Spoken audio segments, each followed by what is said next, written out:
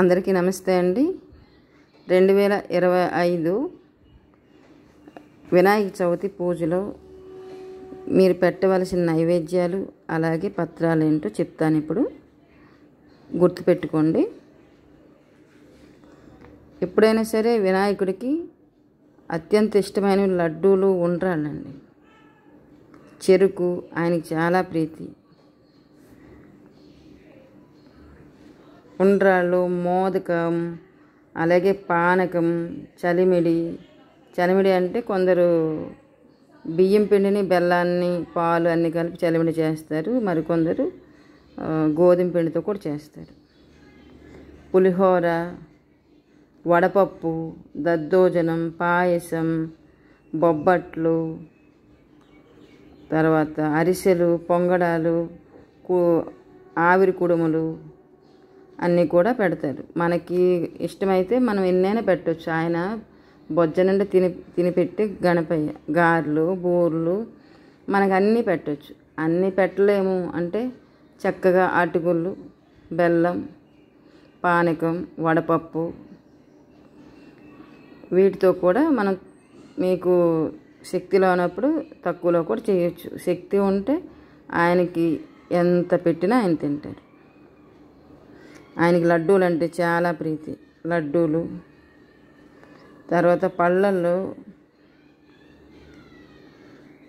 అరటిపళ్ళు, కొబ్బరికాయ, దానిమ్మ, జామకాయ, మామిడి పండ్లు, మామిడికాయలు ఉంటే మామిడికాయలు, మనకి దొరికితే సీతాఫలము, తర్వాత బత్తాయి పళ్ళు, ఎలగపండు, చెరుగడ్డలు, జొన్న పొట్ట ఇవన్నీ కూడా పెడతారు.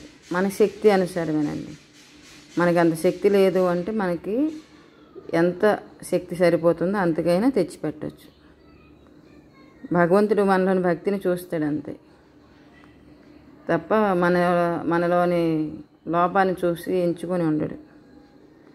అలాగే 21 పత్రాలు సమర్పిస్తారు. 21 పత్రాలు అందరికీ దొరకవచ్చు, దొరకపోవచ్చు. కనీసం ఒక 5 పత్రాలైనా తెచ్చి పూజించండి. 21 పత్రాల పేర్లు చెప్తాను. జిల్లేడాకు, మారేడాకు, గరిక, ఖర్జూరమాకు, దేవదారు ఆకు, ఉమ్మెత్తాకు, తులసి ఆకు, రేగ ఆకు, రావి ఆకు, మామిడి ఆకు, పనసాకు, గన్నేరాకు, చెంపకం ఆకు, మేడి చెట్టు ఆకులు, తమలపాకులు, మర్రి ఆకు, బందారు ఆకులు, కానుగాకు,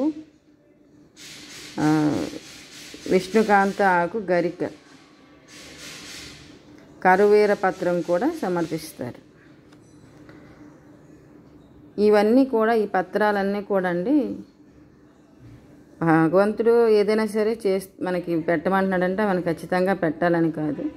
కాకపోతే ఆ పత్రాలు పెట్టడం వల్ల ఆ పత్రాలు మనం ఏం చేస్తాం, పూజ అయిపోయాక మనం చక్కగా నీటిలో వేస్తాం. ఆ నీటిలో వేయడం వల్ల దానిలోనే ఒక మంచి రసాయనాన్ని వెళ్తుంది నీటిలోకి. అందుకోసమని భగవంతుడు ప్రతిదానికి ఏదో ఒక రీజన్ ఉండే ఉంటుంది. ఈ 27న అందరూ జరుపుకుంటున్నారు. మీరు కూడా చక్కగా జరుపుకోండి వినాయక చవితి. వినాయకుడు ఆశీస్సులు పొందండి. మీ కుటుంబాలు చల్లగా ఉండాలని ఆశిస్తూ జై గణపయ్య.